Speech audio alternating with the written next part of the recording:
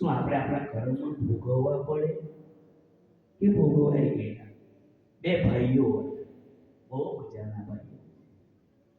શું ભાઈઓ વચ્ચે પ્રેમ હોય? પોતાના ભાઈને જોઈને વિચારે, જાતની વિચારે, ખરેખર હોય કલિયુગ ચાલતો છે. બે બહુ મજાના ભાઈઓ હતા, બહુ સુખેથી રહેતા હતા, સંપત્તિ બહુ હતી. આપણો જ દાખલો છે. બહેની ઘટના એવી, ખેતીવાડી બહુ છે, બંને ભાઈ સુખેથી જીવે છે. એક દિવસે નાનો ભાઈ બીમાર પડી ગયો. ધીમે ધીમે તબિયત બગડવા લાગી. ખેતીનું કામ મોટા ભાઈએ બંનેનું સાચવ્યું. ખેતીમાં અઢળક ઇન્કમ આવવા લાગી, પૈસા વધવા લાગ્યા, માયા વધવા લાગી. મગજમાં માયા હવી થઈ ગઈ. ભાઈ પથારીમાં થઈ ગયો. મનમાં વિચાર આવ્યો, ભાઈ જો મરી જાય ને તો સંપત્તિ મારી થઈ જાય. કલિયુગ છે, કઈથી વિચાર આવે? કઈથી વિચાર આવે? હવે કયો વિચાર? બહુ વિચાર કર્યો, ભાઈને કેલે જ મારી નાખો. મારવો તો છે, સંપત્તિ જોઈએ સાહેબ. એક કાવતરું કર્યું.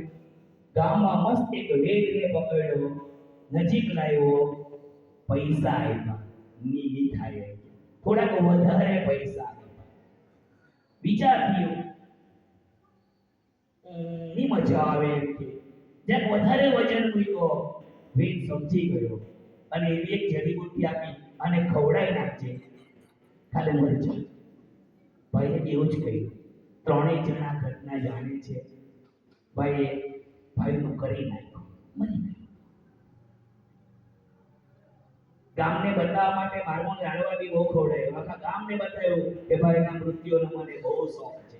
દેખાડો તો બધા જ જીવતા માય બાપને કોઈ નહીં ખવડાવે, મર્યા પછી લાડવા ખવડાવે. એટલે મસ્ત ખવડાવે. આપણી જ વાર્તા, મારી તારી જ વચ્ચેની વાર્તા છે. ઘણા દિવસો થઈ ગયા. ભાઈનું 12મું 13મું પતી ગયું. તે દિવસે ભાઈને ઘરે છોકરો આવ્યો, મોટા ભાઈના જન્મ્યો. ગામમાં ઉત્સવ ઉજવાયો, બહુ મોટો ઉત્સવ ઉજવાયો. ધીમે ધીમે છોકરો મોટો થયો. દિવસો વધતા ગયા. છોકરો ભણ્યો, ઘણી ઘણીને સુંદર જગ્યાએ લગ્ન કર્યા. ભાઈ પર એટલી મિલકત કે મિલકતનો પાર નહીં મળે. છોકરો લગ્ન કરીને ઘરે વહુ લઈને આવ્યો. 2-5 વર્ષ સારા કાઢ્યા. પછી એકાદ દિવસ આકસ્મિક રીતે છોકરાની તબિયત બગડી ગઈ. ધીમે ધીમે બીમાર લાગ્યો. હવે ગામના એક વેદને બોલાવવામાં આવ્યો. વેદ કે ઈલાજ થશે. બહુ પુષ્કળ પૈસા ખર્ચ્યા ઈલાજ કરવા માટે. છોકરો સારો થતો નથી. એકનો એક દીકરો છે, શું કરવું એમ થાય. શેઠે ભાઈએ એટલો ખર્ચો કર્યો, એટલો કોઈ પોતાની બધી મિલકત વેચી માંડી. હવે ખાલી તેના પર એક ઘર અને એક ખેતર રહી ગયું. છોકરો મરણ પથારીએ પડ્યો ને વેદે કીધું, બસ હવે કાલે મરી જશે. આટલું કીધું. વેદ હતો, છોકરો હતો, છોકરાની વહુ હતી અને પેલા ભાઈ હતા. હવે આટલું કીધું ને, વેદ નીકળી ગયો. હવે 3 જણા રહ્યા, છોકરાની પત્ની, છોકરો અને બાપ. છોકરાએ ધીમે ધીમે આંખ ખોલી અને બાપ બાજુ જોયું અને ખૂબ હૈસો. આજ સુધી બોલતો હૈસો, બહુ હૈસો. તો બાપે કીધું, કાલે દીકરા તું મરી જવો, આજે કેમ હશે? તો કે તું રોડ પર આવી ગયો. હા, આ બધી સંપત્તિ છે ને મારી હતી, મેં મારા પર ખર્ચી નાખી. કેમ?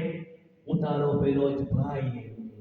તું મારી સંપત્તિ લઈ ગયો, તે બધી લઈ લીધી મેં, અને આજે મારી સંપત્તિ હું ભોગવીને ચાલ્યો. તો પેલી બાજુવાળી પત્ની પૂછે, મારો હું દોષ?